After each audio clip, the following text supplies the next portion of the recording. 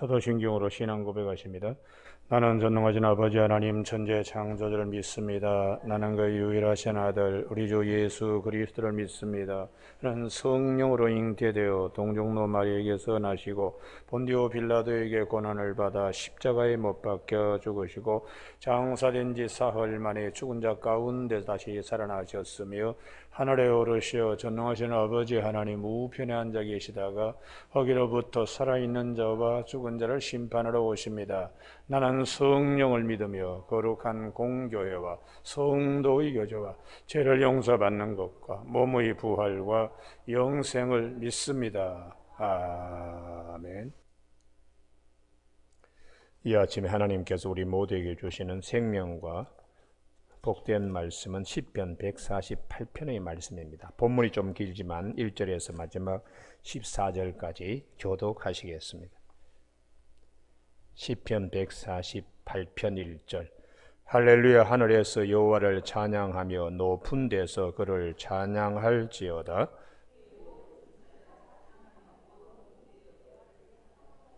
해와 달아 그를 찬양하며 밝은 별들아 다 그를 찬양할지어다.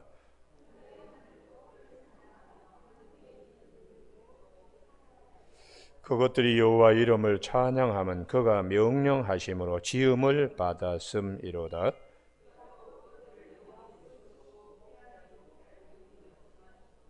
너희 용들과 바다여 땅에서 여호와를 찬양하라.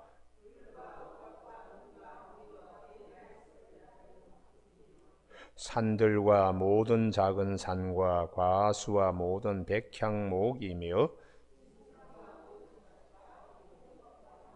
세상의 왕들과 모든 백성들과 고관들과 땅의 모든 재판관들이며 여호와 이름을 찬양할지어다. 그의 이름이 홀로 높으시며 그의 영광이 땅과 하늘 위에 뛰어나심이로다.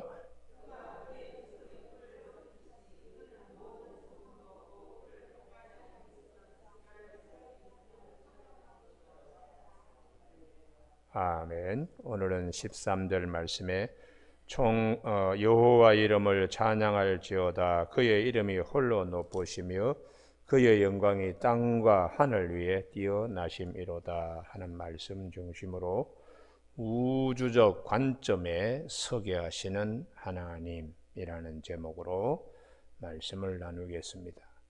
우리가 창세기 49장에 보면 야곱이 임종 무렵에 자식들에 대하여 같은 기도를 하지 않습니다. 서로 다른 기도를 합니다. 그 중에 특별히 스불론 지파는 해변에 거주하게 그렇게 기도했습니다. 우리가 또 요셉의 지파는 그 무성한 가지가 담장을 넘어라는 말씀도 하고 있습니다. 해양 세력처럼 진취적이고 좀 넓은 데를 바라보게 하기도 하시고 내가 축복받은 이 가지가 이웃에게 그늘이 되고 열매를 줄 수 있는 축복의 통로가 되도록 또한 기도했습니다. 나만 보게 하는 것이 아니고 나 이외에 주변도 보게 하시고 여기만 보게 하는 것이 아니고 저기도 보게 이렇게 기도했습니다. 그래서 우리가 중요하게 봐야 될 것은 사무엘하 5장에 다윗이 헤브론에서 7년 6개월 동안에 있다가 예루살렘에 이 수도를 옮깁니다. 다윗이 30살에 임금이 되어서 40년을 임금의 자리에 있었으니 그 40년 재위 기간 가운데 헤브론에서는 7년 6개월, 예루살렘에서는 33년을 그가 왕으로 있었다. 이게 뭘 의미하는가 하면 헤브론은 유다 지파의 수도입니다.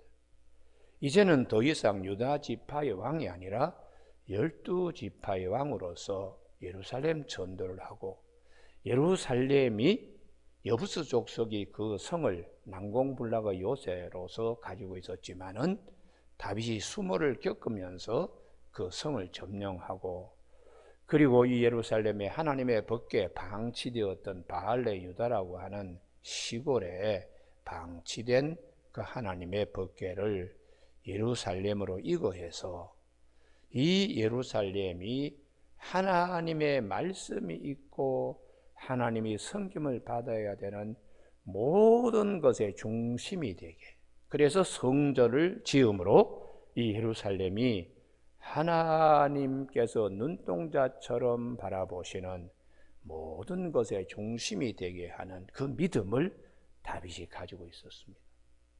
그래서 오늘 본문 말씀뿐만 아니라 에베소서 1장 10절에 찬송하리로다 우리 주 예수 그리스도의 아버지께서 우리에게 그리스도 안에서 모든 신령한 복을 주시는 하나님은 하늘에 있는 것이나 땅 위에 있는 것이나 땅 아래에 있는 모든 것이 예수 그리스도를 중심하여 통일되게 하려 하심이라. 이런 말씀을 왜 하시는가? 오늘 시편 148편의 말씀도 우리의 신앙이 우주적 관점에서라는 거예요. 할렐루야. 그래서 모든 천사여 2절에 모든 군대여 해와 달과 별과, 이런 우주적 관점에서 모든 삼라만상이 하나님을 찬양하는, 왜냐 그러면 5절 말씀에 그의 피조물이기 때문이라는 것이, 그것들이 여호와의 이름을 찬양하면 그가 명령하심으로 지음을 받았음이로다. 할렐루야. 모든 것이 다 하나님의 피조물이기 때문에 그 피조물은 주인 되는 하나님을 찬양해야 하고, 우리가 살아가는데 이 하나님을 모르면은 우주적 관점에 설 수가 없습니다. 우리가 우주적 관점에 설 때에 우리의 마음도 넓어지고 우리 자신이 어떤 존재라는 것을 깨닫게 되니까 이건 우리 믿음 생활하는데 대단히 중요하죠. 그래서 예수님께서 오셔서 우주적 관점에 서면은 하나님이 우리 한 사람 한 사람도 얼마나 사랑하시는가를 알 수가 있다는 것이, 알 수가 있다.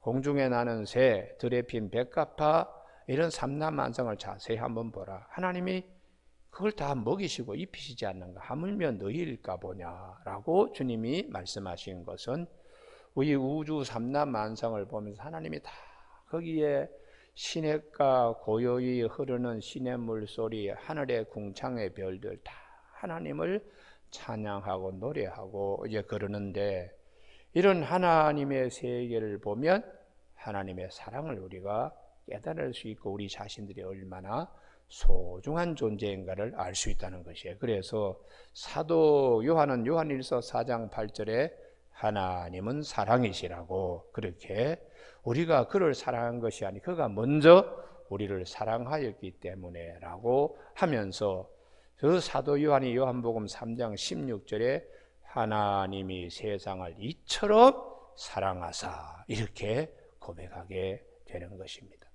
여러분, 오늘 아침에 우리 모두에게 우주적 관점에 서게 하시는 하나님의 은혜를 감사히 여기는 아침 되기를 바랍니다. 할렐루야. 그래서 여기 보면은 7절에 용과 바다 그리고 땅에서 여호와를 찬양하라, 불과 우박과 눈과 안개, 말씀을 따르는 광풍, 산들과 모든 작은 산, 과수나무와 모든 백향목, 짐승, 가축, 기는 것, 나는 것, 날새들 뿐만 아니라 그 다음에 11절에 세상의 왕들, 모든 백성, 고관, 땅 위의 모든 재판관들, 청각, 처녀, 노인, 아이들아 하고 여호와 이름을 찬양할지어다. 할렐루야. 그 모든 것이 다 그분의 소유이기 때문입니다. 우리가 이 삼라만상을 창조하신 하나님, 우리는 그의 피조물이라고 생각하면 순종과 순명하게 되는 믿음을 갖는 것입니다.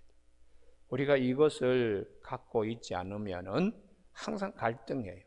그리고는 원망하고 탓하고, 하필이면 이런 일을 왜 나에게, 하필이면 왜 이런 엄청난 일이 나에게 오느냐라고 원망합니다. 찬양해야 될 입술이 원망합니다. 그래서 욥의 믿음이 왜 우리에게 귀감이 되는가? 이 모든 일에 그가 범죄하지 아니했다. 욥기 1장 21절에 내가 모태에서 알몸으로 나와 싸운 적 또한 알몸으로 그리로 돌아갈지라. 주신 이도 하나님이시요 거두신 이도 하나님이시니 여호와의 이름이 찬송을 받으실 것이다 하고, 이 모든 일에 욥이 범죄하지 아니하고 하나님을 향하여 원망하지 아니하니라. 이게 이제 욥의 믿음입니다. 그래서 우주적 관점에 우리가 서게 하시는 하나님, 그 믿음을 가지면 다 하나님의 뜻이 있다. 할렐루야. 모든 것이 합력하여 선을 이룬다라는 믿음을, 그래서 사도 바울이 빌립보 감옥에 들어가도 밤에 기도하고 찬송했다고 되어 있어요. 온몸을 그렇게 얻어맞고 옷이 다 찢기고 그 감옥에 던져졌는데 온몸이 욱신거리지요. 여기저기 뭐 그냥, 나중에 이제 그 옥세장의 집에 가서 옥세장에 몸도 씻어주고 뭐 아픈데 상처도 이렇게 뭐 발라주고 했으니까 그 말이 아니잖아요. 그런데도 불구하고 원망하지 아니했습니다. 원망하지 않고 밤중에 찬송하고 기도하고 찬송하는데 제수들이 들었다고 이렇게 되어 있어요. 오늘 우리가 살면서 왜 힘든 일이 없겠습니까? 밤중에 그런 이제 인생의 밤에 그렇게 곤란할 때가 있습니다. 그때에 우리 욥의 입술이나 혹은 사도 바울의 입술, 원망하지 않고 찬양하는 이런 믿음이 아주 귀한 믿음인 것을 성경은 우리에게 말씀해 주고 있습니다. 우리는 이 시편이 모세 오경의 편제에 따라서 5권으로 되어 있는데, 우리 5권에 해당되는 모세 오경의 신명기는 거듭거듭 하나님이 우리에게 말씀하시고 거듭거듭 명령하신다. 시편의 내용이 거듭거듭 할렐루야 하라는 거예요. 할렐루야 하라고. 그 이유는 우리가 어려움이 있을 때에 할렐루야가 아니고 흘렐루야가 되면 안 된다. 항상 하나님께서 어려운 일이 있어도 다 뜻이 있다. 다 고난 중에도 뜻이 없는 고난이 없고 그 가운데 은혜를 허락하여 주시기 때문에 사도 바울은 고린도후서 1장 9절에서 우리가 사망 선고를 받은 줄 알았지만 이것은 우리 자신을 의지하지 말고 하나님을 의지하게 하려 하심이라고, 그런 믿음으로 우리에게 말씀하고 있습니다. 그래서 우리 하나님께서 우리에게 주시는 이 할렐루야 하라, 항상 하나님을 찬송하라. 찬송을 하면은 악령이 떠납니다. 내 주변에 있는 어둠 세력. 그래서 사울 임금은 찬송을 할 줄 몰랐어요. 항상 뭐 딴 생각만 하고 있고, 그러니까 악령이 그에게 왔을 때 다윗은 항상 찬송했어요. 그러니까 그의 수금을 통하여 사울의 악령을 물리쳤습니다. 그래서 사무엘상 16장 23절에 다윗이 수금을 들고 와서 손으로 탄적 사울이 상쾌하여 낫고 악령이 그에게서 떠나갔다. 할렐루야. 그래서 이 찬송이 대단히 중요하고, 이 찬송은 하나님 앞에서 우리가 서는 우주적 관점에 설 때에 이 찬송이 더 힘이 있습니다. 역대하 20장에 여호샤밧이 있는데 그 모압과 암몬과의 전투에서 이 전쟁을 해야 되나 하고 참 걱정하고 있는데, 거기 가운데 이 야하시엘이라고 하는 레위 족속이 하나님의 영을 받아서 이 전쟁은 너희에게 속한 것이 아니고 하나님께 속한 것입니다. 하나님이 이기게 하실 겁니다. 그래서 이제 여호샤밧이 군대를 어떻게 전진 배치하는가 하면 찬양하는 사람들을 앞에 배치합니다. 그래서 역대하 20장 19절에 그핫 자손 고라 자손에 속한 레위인이 큰 소리로 여호와께 찬송하며 노래하는 자들을 택하여 예복 입히고 군대 앞에 서게 해서 하나님을 찬송했더니 그 드고아의 전투에서 찬송 소리와 함께 여호와의 복병이 나가서 이들을 다 이기게 그렇게 했다는 것이에요. 그러니까 우리가 이 찬송할 때에 모든 어둠은 다 물리쳐가고 승리하게 됩니다. 예전에 그 한경직 목사님 살아 생전에 제가 그 남한산성에 한번 갔더니 목사님이 그러시더라고요. 김 목사, 찬송을 크게 해. 김 목사가 지금 40대에 생선이 가운데 토막 같은데, 나도 예전에 영락교회에서 찬송을 크게 불렀는데 이제는 나이가 많아서 목소리가 잘 나오지도 않고 그렇게 잘 알던 찬송가 가사도 다 잊어버렸어. 지금 젊은 날에 찬송 크게. 그리고 영락 여자 신학교가 거기에 있었는데 그 학생들 저녁에 되면 북을 치면서 그 남한산성 일대를 그냥 찬송하며 다니게 하는, 그렇게 한경진 목사님이 하셨다고 그 말씀을 하시더라고요. 우리가 이 찬송이라는 것은 악한 영을 물리치고 또 삼라만상을 창조하신 하나님을 찬양하는 것일 뿐만 아니라 내 자신이 우주적 관점에 서서 모든 것을 보게 하는 믿음을 하나님이 주시는 것입니다. 그래서 13절에 12절까지는 모든 우주 삼라만상들아, 13절 여호와 이름을 찬양할지어다. 그의 이름이 홀로 높으시며 그의 영광이 땅과 하늘 위에 뛰어나시기 때문에, 이렇게 말씀. 그래서 믿음 생활하는데 우주적 관점에서 해야 돼요. 우주적 관점에 서서.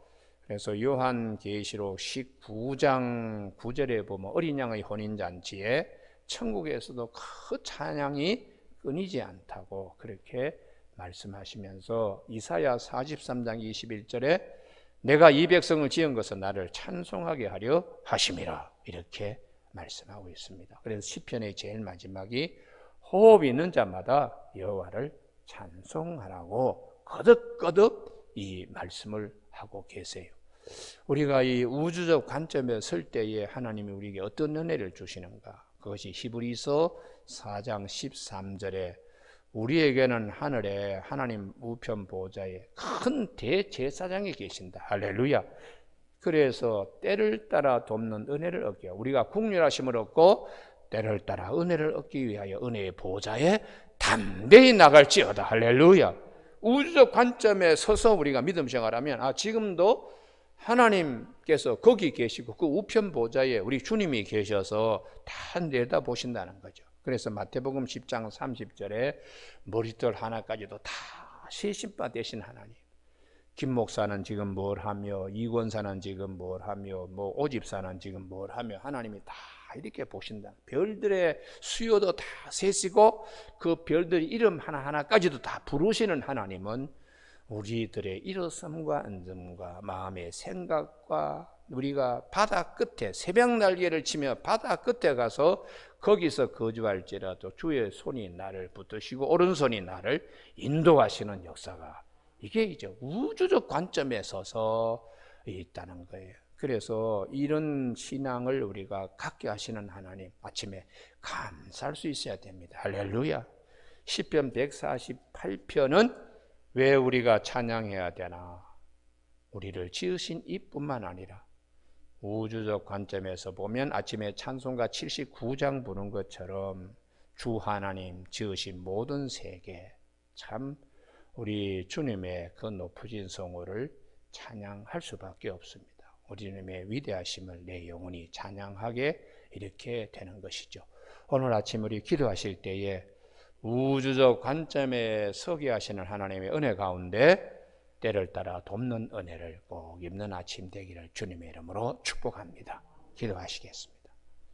하나님 아버지, 주께서 저희들 하늘의 별 하나도 다 세시고 그 별의 이름도 다 부르시는 하나님, 이 아침에 우리의 일어선과 앉음과 마음의 생각과 내 입의 말 하나도 다 알지 못함이 없으시다고 시편 139편에서 말씀하시고, 힘들고 어려울 때 새벽 날개를 치며 바다 끝에 가서 거기에 거주할지라도 주께서 주의 손이 우리를 붙드시고 오른손이 우리를 인도하시는 귀한 말씀을 기억하며, 오늘도 우리가 힘들고 어려울 때에 원망의 입술이 아니라 찬양하는 입술, 욥의 믿음과 사도 바울의 믿음과 다윗의 믿음을 우리가 가질 수 있도록 도와주시옵소서. 이 아침에 사도 바울이 우리에게는 하늘에 큰 대제사장이 계시기 때문에 그분이 죄는 없으신 분으로 많은 시험을 받으시고 우리 사람의 모양으로 봐서 우리의 아픔을 친히 아시기 때문에 우리가 긍휼하심을 얻고 때를 따라 돕는 은혜를 얻기 위하여 은혜의 보좌에 담대히 나아가라고 말씀하신 대로 찬양하며 기도하고 기도하며 찬양하며 하나님께 나아가는 아침 되어서 모든 기도의 제목이 아름답고 귀하게 열매 맺도록 축복하여 주시기를 원하오며 예수님의 이름으로 기도드립니다. 아멘. 하늘에 계신 우리 아버지의 이름을 거룩하게 하시며 아버지의 나라가 오게 하시며 아버지의 뜻이 하늘에서와 같이 땅에서도 이루어지게 하소서. 오늘 우리에게 이루어갈 양식을 주시고 우리가 우리에게 잘못한 사람을 용서하여 준 것 같이 우리 죄를 용서하여 주시고 우리를 시험에 빠지지 않게 하시고 악에서 구하소서.